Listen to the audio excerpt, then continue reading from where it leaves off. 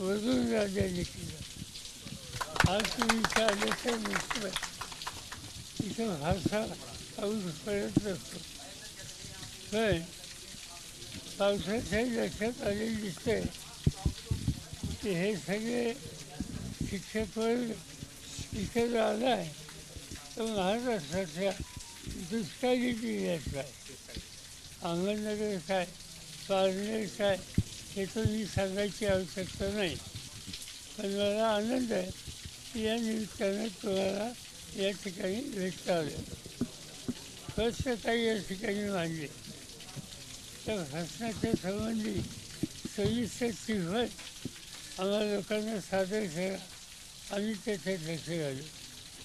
शिक्षकांना त्यांच्या प्रश्नाची सोडवणूक करण्याला ज्या ज्या वेळेला आम्ही लोक सत्यच होतो त्याच्यामध्ये मदत केली. मला आठवतं त्या काळात शिवदेव पाटील हे नेते होते, आणखीन काही लोक नेतृत्व करत होते आणि त्या सगळ्यांशी बोलून आम्ही शिक्षकांच्या प्रश्नाची त्या काळात लक्ष घातलं. एक अत्यंत महत्त्वाचा निर्णय त्या काळात आम्ही लोकांनी घेतला.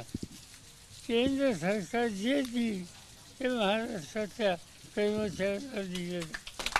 त्याच्यासाठी कधीही संघर्ष करायची वेळ तुम्हाला लोकांच्या आलेली नाही. आज जे 4-5 प्रश्न आहेत त्याच्या बाबतीत आम्ही राज्य सरकारशी बोलू, पण तुम्हाला एक गोष्ट मान्य करावं लागेल. आता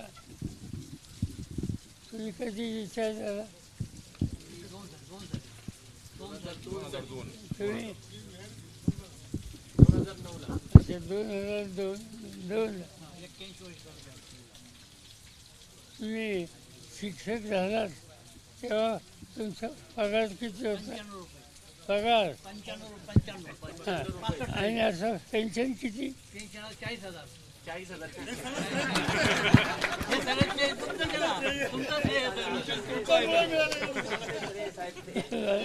मला माहिती आहे.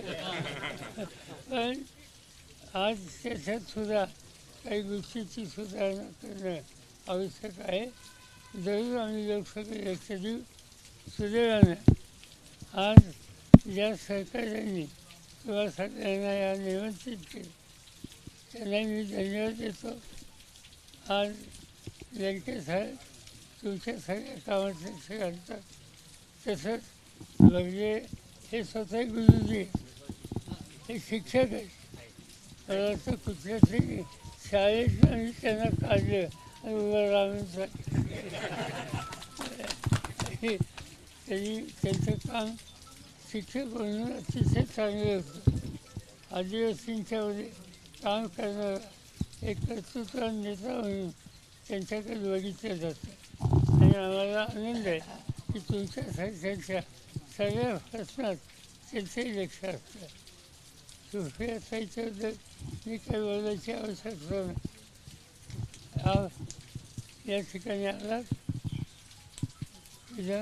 लोकसभा त्याचं कामकाज तुम्ही बघितलं. खरं सांगायचं म्हणजे इतके पासेस कुणाला मिळत असतात. मला आश्चर्य वाटलं. आता मी अनेक वर्ष इथं आहे, पण 5-10 लोकांच्या पेक्षा जास्त पासेस आम्हाला कधी मिळाले नाही. पण लंकेंनी काय गरज केली माहिती नाही.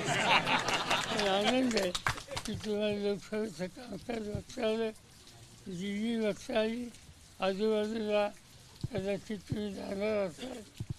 आयुष्याचा उतरतीचा काळ आहे, तर आनंदाने आपण जगूया. हा देश बदलतोय, तो कसा बदलतोय हे पाहूया आणि जे जे काही आपल्या समाजाच्यासाठी करता येईल ते करत राहूया. एवढीच अपेक्षा या ठिकाणी आहे.